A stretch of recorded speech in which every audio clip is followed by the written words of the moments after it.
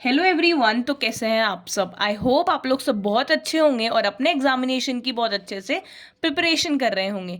मैं आ गई हूँ आप लोगों के लिए एक और नए वीडियो को लेके और एक और इम्पॉर्टेंट क्वेश्चन के साथ। आज का जो क्वेश्चन है वो होने वाला है एमएससी मैथमेटिक्स सेमेस्टर थर्ड वाले स्टूडेंट्स के लिए डिफरेंशियल ज्योमेट्री एंड टेंसर के पेपर वाला क्वेश्चन रहने वाला है आज का। चलो स्टार्ट करते हैं आज का क्वेश्चन। आज का क्वेश्चन क्या है? सबसे पहले तो ये जो पेपर है डीजीएन टेंसर, ये 2024 में ही एड ऑन हुआ था। उसके पहले यूनिवर्सिटी ऑफ कोटा में ये वाला पेपर नहीं चलता था, है ना। 2024 से ही यूनिवर्सिटी ऑफ कोटा ने एमएससी सेमेस्टर थर्ड वाले स्टूडेंट्स के लिए अपने सिलेबस में ऐड किया था और इसलिए इसके जो क्वेश्चंस हैं वो हमारे पास ज़्यादा नहीं है। मार्केट में इसके ज़्यादा नोट्स भी अवेलेबल नहीं है। बट हाँ, 2024 और 2025 का हमारे पास इसका ओल्ड क्वेश्चन पेपर ज़रूर है, जिससे हम लोग ये एनालाइज कर सकते हैं कि किस तरह के क्वेश्चंस एग्ज़ाम में आते हैं। ठीक है, चलो स्टार्ट करते हैं with the video. Find the equation to the oscillating sphere at the point 1, 2, 3 on the curve x is equals to 2t plus 1, y is equals to t का square plus 2, z is equals to 4, t cube plus 3. Also find the equations representing the osculating circle at 1, 2, 3 of the curve. सबसे पहले तो equation को समझो कि question को समझो कि क्वेश्चन क्या बोल रहा है। क्वेश्चन ये बोल रहा है, क्वेश्चन में हमें दो दो पार्ट हैं जो कि हमें सॉल्व करना है। पहला पार्ट ये है कि हमें ऑसिलेटिंग स्फेयर की इक्वेशन निकालनी है at the point 1, 2, 3 which is on the curve x is equals to 2t plus 1, y is equals to 3t का square plus 2, z is equals to 4t का क्यूब प्लस 3। ठीक है, पहला part clear है कि हमें ऑसिलेटिंग स्फेयर की equation निकालनी है 1, 2, 3 पॉइंट पर, जो कि है एक्स वाई जेड, जो गिवन है इस कर्व पर। सेकंड हमें क्या निकालना है? सेकंड हमें ये निकालना है, इक्वेशन निकालनी है जो कि रिप्रेजेंट करे ऑसिलेटिंग सर्कल को at 1, 2, 3 point. Okay, easy and simple. सबसे पहले हम लोग इसकी इक्वेशन निकालेंगे ऑसिलेटिंग स्फेयर की। चलो स्टार्ट करते हैं हमारा solution. The given curve is x is equals to 2t plus 1, y is equals to 3t का square plus 2, z is equals to 4t का क्यूब प्लस 3। ठीक है, ये हमें गिवन थे क्वेश्चन में, एज इट इज हम लोगों ने कर्व, जो गिवन कर्व है वो हमने ले लिया। And the point p is equals to 1, 2, 3, ये भी हमें क्वेश्चन में गिवन था, पॉइंट भी 1, 2, 3 हमने as it is note down कर लिया। The derivatives at t is equals to 0 are. ठीक है, अब हमें क्या करना है? अब हमें इनके डेरिवेटिव्स लेने हैं। सबसे पहले तो हम x का डेरिवेटिव करेंगे, सिंगल डेरिवेटिव होगा, dx बाई dt करेंगे, मतलब बेसिकली। ठीक है, डेरिवेटिव करेंगे विद डिफ्रेंशिएट करेंगे with respect to t, x को सबसे पहले। तो क्या आएगा? 2। डबल डेरिवेटिव 0 आएगा और ट्रिपल डेरिवेटिव फिर से 0 आ जाएगा। ठीक है, और y में भी as it is first derivative dy by dt करेंगे तो 0 आ जाएगा, सेकेंड डेरिवेटिव 6 आ जाएगा और थर्ड डेरिवेटिव भी 0 आ जाएगा। उसके बाद z में हम लोग जब डिफरेंशिएशन करेंगे विद रिस्पेक्ट टू t, तो फर्स्ट डेरिवेटिव 0 आ जाएगा, सेकेंड डेरिवेटिव भी 0 आ जाएगा और थर्ड डेरिवेटिव हमारा 24 आ जाएगा। ठीक है, ये हो गया। Now let the equation of the osculating sphere be x minus alpha का square plus y minus beta का square plus z minus gamma का square is equals to r का स्क्वायर। ठीक है, अब ये क्या है? ये है हमारी general equation of osculating sphere. ठीक है, general equation of osculating sphere है हमारी, जो हमने यहाँ पे लिख दिया, जहाँ पर अल्फा बीटा गामा जो है वो सेंटर होंगे इस स्फेयर के और r जो है वो हमारा रेडियस होगा इस स्फेयर का। ठीक है, इजी एंड सिंपल। आगे समझ में हम लोगों ने अगर सबसे पहले कर्व लिया जो कि हमें गिवन था, उसे हम लोगों ने t से डिफरेंशिएट कर लिया 3 times with respect to t।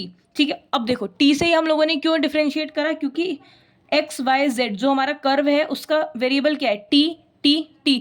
तो हम लोग डिफरेंशिएट कैसे करेंगे? हम लोग डिफरेंशिएट करेंगे t से ही। ठीक है, 3 बार t से डिफरेंशिएट कर लिया, x को भी, y को भी, z को भी, हमें वैल्यूज मिल गई। उसके बाद हम लोगों ने क्या करा? एक जनरल इक्वेशन ली ऑस्क्यूलेटिंग स्फेयर की।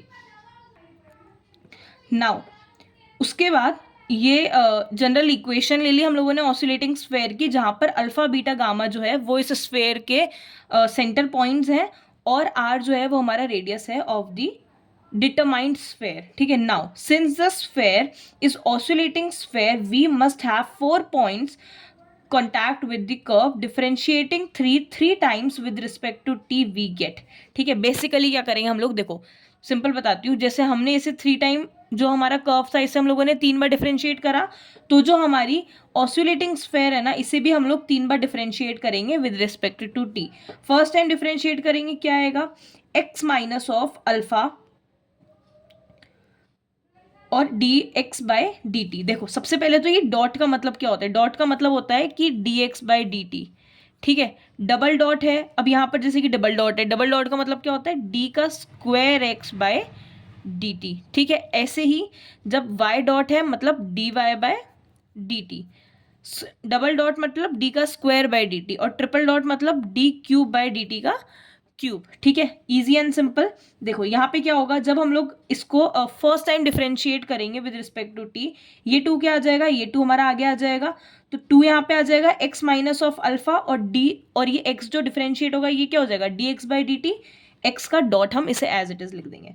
प्लस इसमें भी सेम होगा, टू आगे आ जाएगा, टू यहाँ पे आ जाएगा वाई माइनस ऑफ बीटा, फिर वाई का डिफरेंशिएशन, प्लस यहाँ पर भी ये जो टू है वो हमारा आगे आ जाएगा, two z minus of gamma, और फिर z का differentiation is equal to zero. Zero क्यों आया है, क्योंकि यहाँ पर t वेरिएबल नहीं है, तो r का डिफरेंशिएशन जब हम लोग विद रिस्पेक्ट टू t करेंगे तो ये क्या आ जाएगा, जीरो आ जाएगा.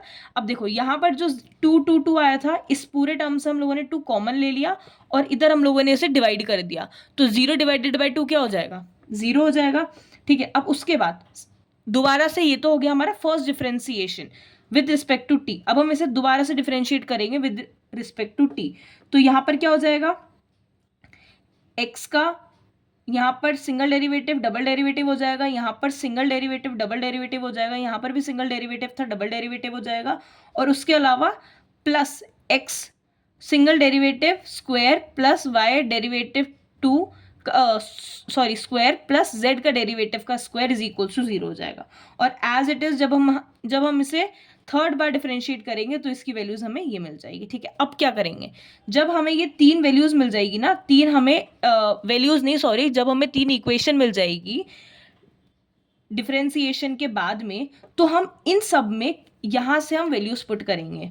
ठीक है, मतलब x dot x double dot x triple dot y double dot y triple dot z double dot z triple dot x dot का स्क्वायर वाई डॉट का स्क्वायर जेड डॉट का स्क्वायर, और यहाँ पर ये सब, मतलब इन सब का हम लोग क्या करेंगे, यहाँ पे हमारे पास वैल्यूज है, ये सारी सारी वैल्यूज है हम इसमें पुट कर देंगे. देखो सबसे पहले हम लोग यहाँ पर वैल्यूज पुट करेंगे, एक्स डॉट की वैल्यू क्या है, टू है.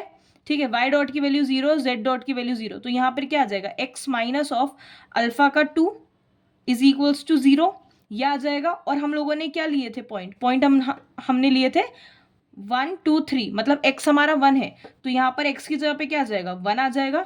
देखो इसको जब हम लोग इसमें जब हम लोग वैल्यूज पुट करेंगे तो इसका आंसर आएगा x minus of alpha, x dot की वैल्यू क्या है, two is equals to zero, क्योंकि ये तो हमारा जीरो हो जाएगा, ये भी हमारा जीरो हो जाएगा, तो केवल ये वाली वैल्यू बचेगी, इक्वल्स टू जीरो हो जाएगा.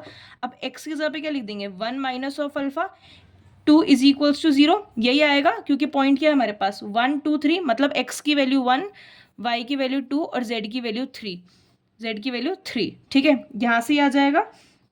सेम एज इट इज हम लोग जब इसे दूसरी इक्वेशन में जब हम लोग इसे वैल्यूज को पुट करेंगे तो हमारे पास क्या इक्वेशन आ जाएगी, एज इट इज, है ना, सेम तरह से ही पुट करना है. मैंने एक बता दिया आप लोग को, एज इट इज रखेंगे, y की वैल्यू 2 आ जाएगी, x डबल डॉट की वैल्यू यहाँ से आ जाएगी, y डबल डॉट की वैल्यू यहाँ से आ जाएगी, y की वैल्यू भी यहाँ से, y की वैल्यू क्या है 2 है, y की वैल्यू 2 आ जाएगी. तो एज इट इज जब हम लोग जब वैल्यूज को पुट करेंगे तो ये वाली इक्वेशन बन जाएगी, और फिर से जब हम लोग थर्ड वाली इक्वेशन में वैल्यूज को पुट करेंगे तो हमारे पास ये वाली इक्वेशन आ जाएगी. ठीक है, इन तीनों इक्वेशन से हम अल्फा की वैल्यू बता सकते हैं, अल्फा इज इक्वल्स टू 1 हो जाएगा, बीटा इज इक्वल्स टू 8/3 हो जाएगा, और गामा इज इक्वल्स टू 3 हो जाएगा. ठीक है, यहाँ से क्या हो गया, अल्फा बीटा और गामा की हमें क्या मिल गई, हमें यहाँ से इसकी वैल्यूज मिल गई. ठीक है, now since the sphere third passes through 1 2 3, sphere क्या है 1 2 3 से, स्फेयर जो पास हो रहा है वो कौन से वाले पॉइंट से पास हो रहा है, 1 2 3. ये देखो स्फेयर कौन से वाले पॉइंट से पास हो रहा है, 1 2 3। तो अब हम बेसिकली क्या करेंगे, हम लोग जो भी वैल्यूज़ हमारी आई है ये हम लोग हमारे जो हमने जनरल इक्वेशन में हमने जो जनरल इक्वेशन ली थी ऑसिलेटिंग स्फेयर की, हम लोग इसमें पूरी की पूरी वैल्यूज़ को पुट कर देंगे। देखो ये हमारी जनरल इक्वेशन थी स्फेयर की, हमें x की वैल्यू पता पड़ गई क्या है 1, y की वैल्यू पता पड़ गई क्या है 2, z की वैल्यू क्या है 3। तो x की जगह पे 1, y की जगह पे 2, z की जगह पे 3। अल्फा की वैल्यू यहाँ से आ गई, बीटा की यहाँ से आ गई और गामा की भी यहाँ से आ गई। ये सारी वैल्यूज हम लोग यहाँ पर पुट कर देंगे तो हमें इक्वेशन क्या मिलेगा, हमें इक्वेशन ये मिल जाएगा इज इक्वल्स टू आर का स्क्वायर। और यहाँ से हमें जब हम इस चीज़ को सॉल्व करेंगे तो हमें r square is equals to 4/3 is 4/9 हमें क्या मिल जाएगा, इसकी वैल्यू मिल जाएगी। ठीक है, नाउ एंड दस the required oscillating sphere is this. ठीक है, हमें क्या करना था, हमें इक्वेशन ही बतानी थी ना ऑसिलेटिंग स्फेयर की। ऑसिलेटिंग स्फेयर की जनरल इक्वेशन क्या होती है, ये होती है जनरल इक्वेशन हमारी, ये होती है सॉरी ये होती है जनरल इक्वेशन हमारी ऑसिलेटिंग स्फेयर की, ये होती है अल्फा वाई और गामा सॉरी एक्स वाई और एक्स वाई जेड की हम लोगों ने वैल्यूज यहाँ पे पुट कर दी, अल्फा बीटा गामा की हम लोगों ने यहाँ पे वैल्यूज पुट कर दी, और आर की वैल्यू भी जो भी हमने यहाँ से निकाली वो हमने यहाँ पर पुट कर दी। तो हमें क्या मिल गई, हमें रिक्वायर्ड ऑसिलेटिंग स्फेयर हमें मिल गया। ठीक है, now the second the oscillating plane at 1 2 3 is given by the equation as. अब हम क्या करेंगे बेसिकली,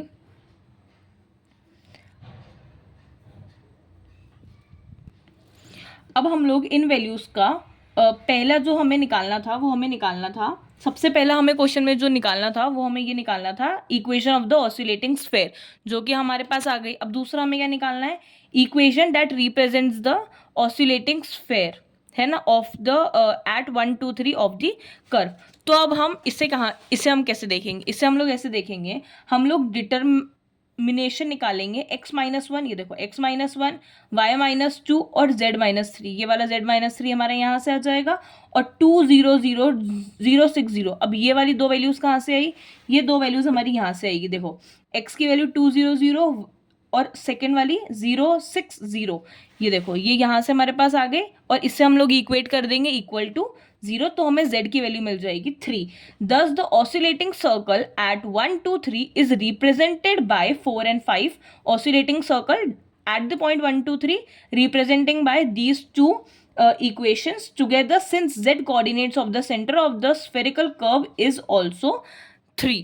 ठीक है, इजी एंड सिंपल आ गया समझ में कि हमने कैसे करा। एक बार और मैं आपको इसका इलेबरेट करके बता देती हूँ, या फिर मैं आपको इसको ईजी वे में बता देती हूँ। ईजी वे में हम इसे ऐसे देखेंगे, सबसे पहले हमारे पास एक्स वाई जेड की वैल्यूज गिवन है, 3 बार हमें इसे डिफरेंशिएट करना है ताकि हमें विद रिस्पेक्ट टू टी, ताकि हमें इसकी डिफरेंट वैल्यूज मिल सके, डिफरेंट डिरिवेटिव्स की डिफरेंट हमें वैल्यूज मिल सके। उसके बाद जो हमारा ऑसिलेटिंग स्फेयर है, इसकी हमने जनरल इक्वेशन लिखी, इसको भी हम लोगों ने 3 बार डिफरेंशिएट करा विद रिस्पेक्ट टू टी। तीनों डिफरेंशिएटिंग जो हमें इक्वेशंस मिली, इन सब में हम लोगों ने ये वाली सारी की सारी वैल्यूज़ को पुट कर दिया, इससे हमें अल्फा बीटा गामा की वैल्यू मिल गई। अब इस वाली इक्वेशन में हमारे पास अल्फा की वैल्यू है, बीटा की वैल्यू है, गामा की वैल्यू है, एक्स वाई जेड की हमारे पास क्वेश्चन में ही वैल्यूज़ गिवन है। ये देखो क्वेश्चन में ही वैल्यूज़ गिवन है 1 2 3, यहाँ पे पुट कर देंगे, बट अभी हमारे पास आर की वैल्यू नहीं आई है, तो इन सारी वैल्यूज़ को यहाँ पे पुट करके हमने आर की वैल्यू निकाल ली।